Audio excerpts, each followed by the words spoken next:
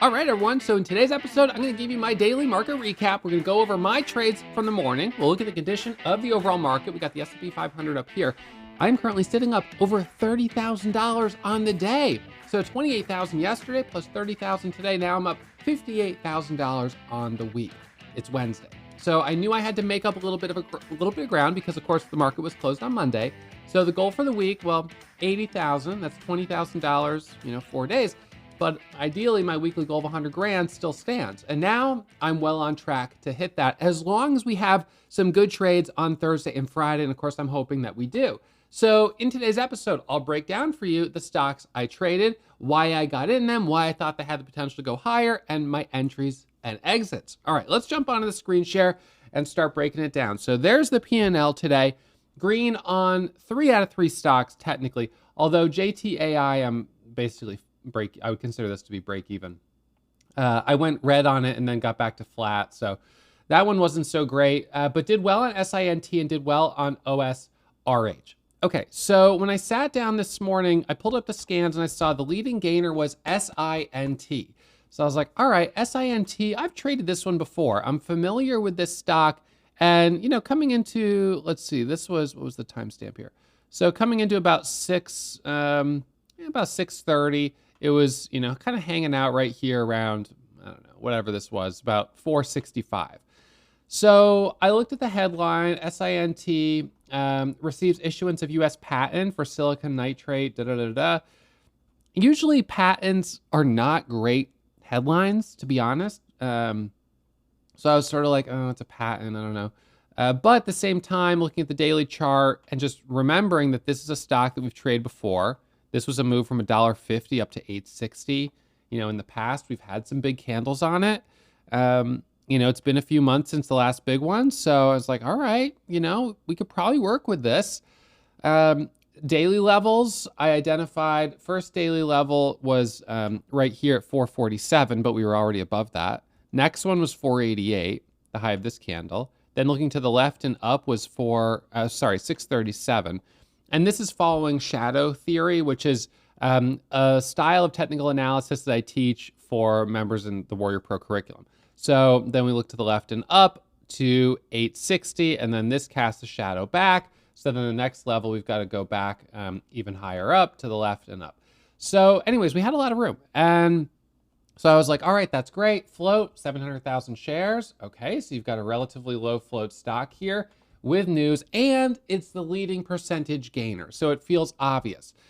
The only thing that was kind of a bummer on this is that it started to squeeze just before 7 a.m. So basically this was where we were sitting coming into 7 a.m. right here. And I was sort of thinking, all right, well, let's watch the high of day, right? This candle here, which is a high of about 485. So we did have an ascending resistance line. I didn't have that one drawn yet because that one connects later. So I'll remove that one. I had this one drawn here up towards 510. So these two levels, possible resistance there. So all of a sudden, we come in to 7 a.m. and this thing squeezes, right? But you could see how it kind of struggles right around this level. So my first trade on it, I got in, let me go back to my first order.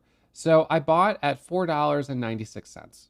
I added at $4.96 for the break of 5, and really I was just looking for 10 cents. I was like, let's just see if we can break the ice with 10 cents. So I got in at $4.96 right here, added for the break of 5, and we ended up getting a squeeze, as you can see, up to $5.30. So that was a nice trade. I couldn't complain about that. We got a little dip, a pop back up to $5.40, okay, green, and then it pulls back a little bit more. So as it dips more, now I'm watching to see if I can get back in. And all of a sudden right here, look at that squeeze. That was beautiful. From 520 right here all the way up to 570, 50 cents a share. Fantastic. It pulls back, it pops up a little higher up to 6, it dips down. So now we've got these two highs up here, which are above this level. So I'm like, I don't know if that level's still really in play. So at that point, I think that's when I drew this ascending level up here. So to be like a little bit more accurate. So between 7 a.m. right here, from this move all the way through this move right here, I was able to trade it aggressively, buying the breakouts and buying the first pullbacks for the push higher. So breakout trade and then first pullback. Now the first pullback It didn't work out super well here. Worked out better on this one, but both of these ended up being topping tail candles. So not ideal. Then we come into the open, and as you can see, comes up, rejects, and then just sort of sells off a bit more. My last trade on it was actually right in here, just before the open, as it was curling up. I thought maybe this was going to come back in to play, but I was wrong. Nonetheless, was able to lock up $19,970.30 on this price action right here, from about 496 all the way up to a high of peak was, what was it, 6, just under 6. So not bad, really not bad. I'm pretty pleased that I was able to capture that much profit out of that move. We had some high volume on it. That made it easier to get in and out with bigger positions. So I was able to trade that pretty aggressively, did pretty well. So that's SINT, first stock on the scans, boom. Now, OSRH currently is up 165%, and this is the stock I'm up $10,000 on. Another nice percentage gainer. So this is currently our leading gainer. It went this morning from 4 all the way up to 10. This is a tricky one.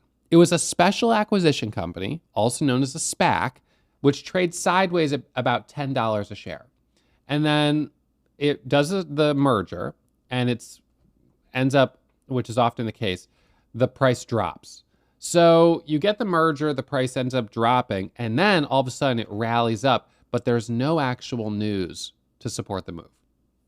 So now it's sort of a question of, okay, the company's merged into this other company. Now it's starting to rally. Some people have jumped on this momentum, but remember, all the people who are insiders, they buy the SPAC at $10 a share.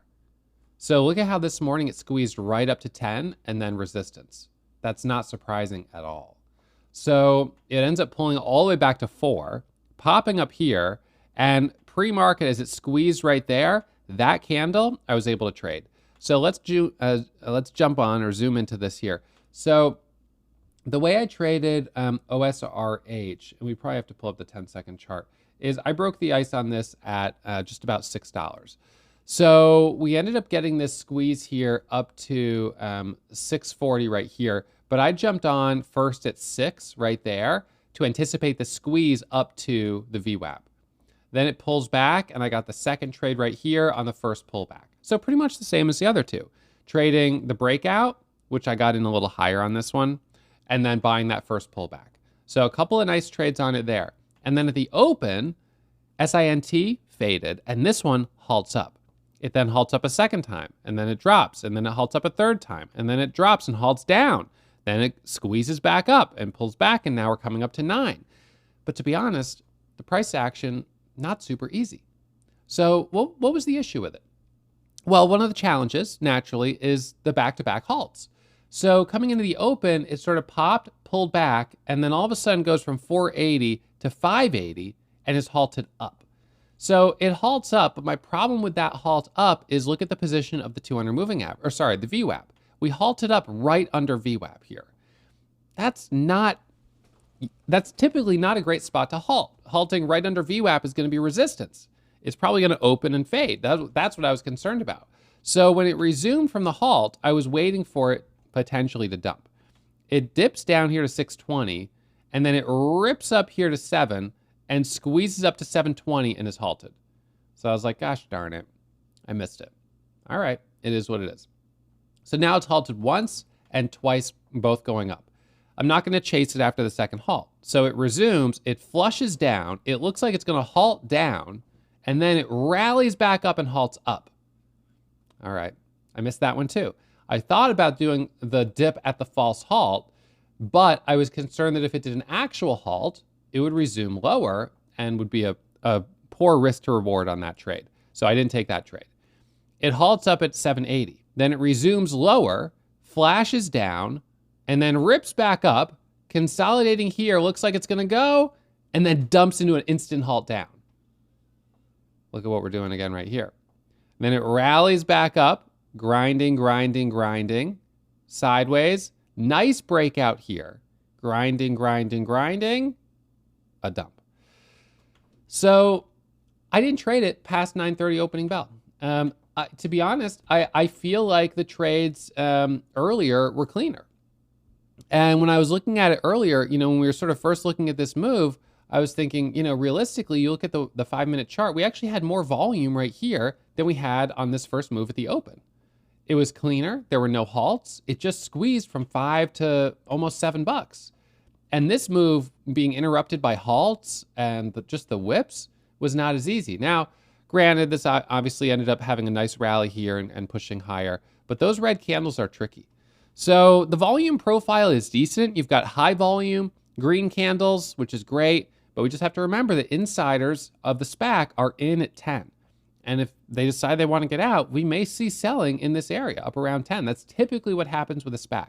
Now, it's possible this will be able to break through that level and go higher. It would surprise me, but it is possible. So in any case, here's my feeling. I've got aggressive goals, daily goals, weekly goals, monthly goals, annual goals. And right now, today, I'm above goal. My goal is $20,000 a day in the hot market. I'm sitting at $30,000 right now. I don't need to push my luck. I push my luck trading stocks that I have the risk of getting caught in a halt down. I could end up taking an outsized loss. I really don't want to do that. I want to keep my risk in check. I've been averaging 73% accuracy so far this month. My profit loss ratio is great. And sometimes when stocks get extended like this, yes, I can squeeze a little more profit out of it, but I'm starting to get into the area of taking more risk. You've got more risk and less reward. So look, if it goes to 20, I'll just think, shoot, I guess I'm the guy that left some money on the table today. But I'm also the guy walking away with profit in my pocket. And the second you're not grateful for the profit that you've made, that's when it's easy to throw it away, chasing for more and more and more. So you got to know when to call it. And every day you're doing one of two things. You're either leaving money on the table or you're giving back profit. So maybe today I left some money on the table, but maybe, just maybe, I could have been in this stock into that halt down and panic sold and given back half my profit on the day. And then it rallies back up, but I traded too conservatively. I can't make it back. And then next thing you know, I'm all frustrated. So it's important to just, keep perspective there. And remember that when you're looking at in hindsight, it's always like, oh, I would have definitely crushed it. But in reality, we know that that's not always the case. So I hope you guys were able to find your way to some profit today. OSRH was great early. SINT was great early. And JTAI was difficult. JTAI made a big move from $4 to $6.50, and I made nothing on it, basically. So, just another example where you could look back and say, oh, I can't believe I missed this trade. I traded it, and I couldn't make any money on it. It was just too choppy. I kept getting caught in these false breakouts. And so, I had a nice trade here, added for the break of 6, and then it goes to 650, and I added for the break of 650, and then it comes all the way back down. It didn't pull away. It didn't seem like it was ready to or wanted to. So JTAI did have some news out earlier today. It's not a biotech stock, but it's a stock that did make a big move on Friday and sort of on the backside of that move, and I sort of knew that. Anyways, didn't take big risk on it. It's not a big deal. I think I went down $500 on it or something, and then sitting up 200. So nothing I can't tolerate, but yeah, it just wasn't. We just didn't get, for me, what I felt was the clean price action I was looking for. So leading gainer, OSRH right now up 200%, AUUD 75 cents. That's too cheap, no trades. SINT got some good trades on that earlier. It's pulling back. TRNR a little on the cheaper side, didn't trade it, mostly due to the price.